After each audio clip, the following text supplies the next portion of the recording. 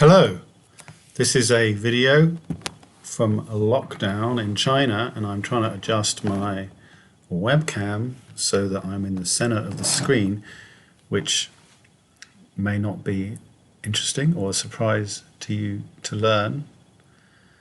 Requires me to not have my laptop directly in front of me. Anyway, cheers. It's 3:37 in the morning on the 6th of November, China time. And I'm using VideoPad by NCH Software, and I have absolutely no purpose for making this video other than to see whether it works and to discover that I still have a slight double chin when I speak. So if I talk at this angle, like looking down, kind of hides, doesn't it? If I sit back, it becomes much more obvious. So I'm going to have to choose my angle. So I'm sorry, I'm just talking about vanities, sheer vanities they are. I need to think about what kind of videos I'm going to make.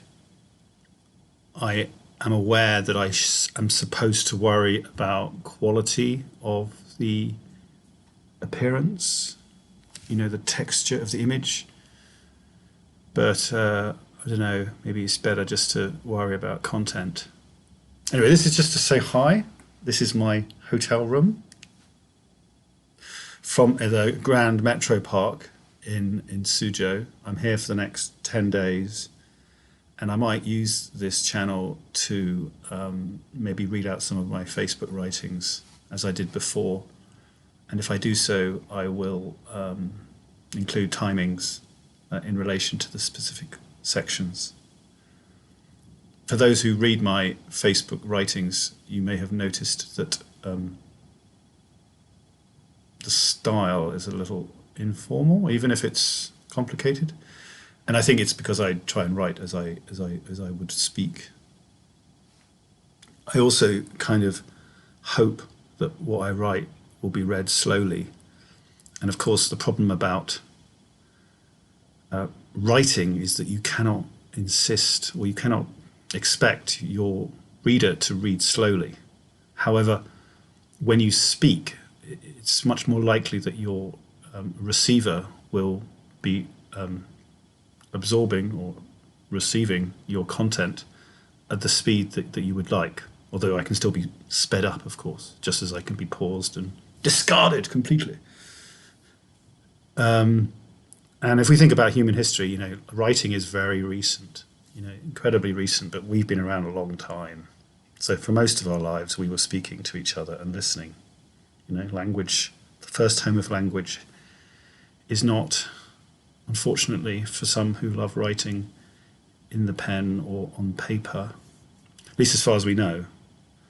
So you could suggest that, our natural human disposition is more favored to speech and hearing than reading and writing. And I don't want to get into Derrida here. I'm not disputing the fascinating things that Derrida says about, I'm not a Derrida expert, but the fascinating observations he makes about, as I understand it, the kind of already existing embeddedness of speech within structures that that imply a kind of writing, or the privilege, at least the assertion that writing has an integrity of its own.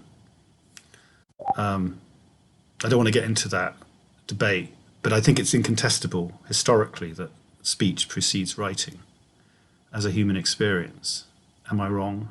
I would like to find out how I could be wrong. And yeah,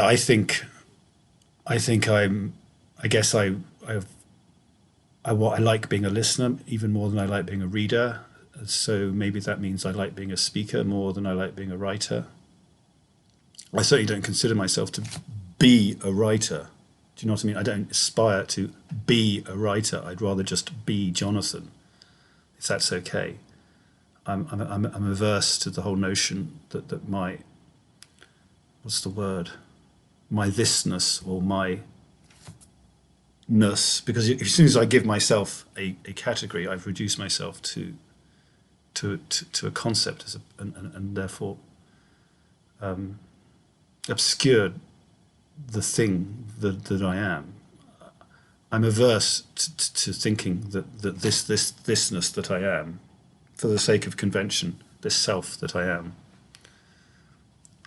should be, identified with a sociological role, like a writer or a thinker or a philosopher. I accept I am a teacher, insofar as that is very specifically how I fit into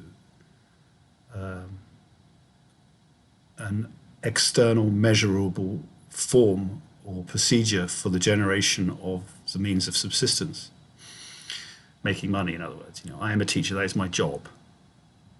But I still don't think that I'm a teacher. I'm sorry. I mean, I can accept that I'm a human being, but I'm not actually even a human being, because we don't know what human beings are.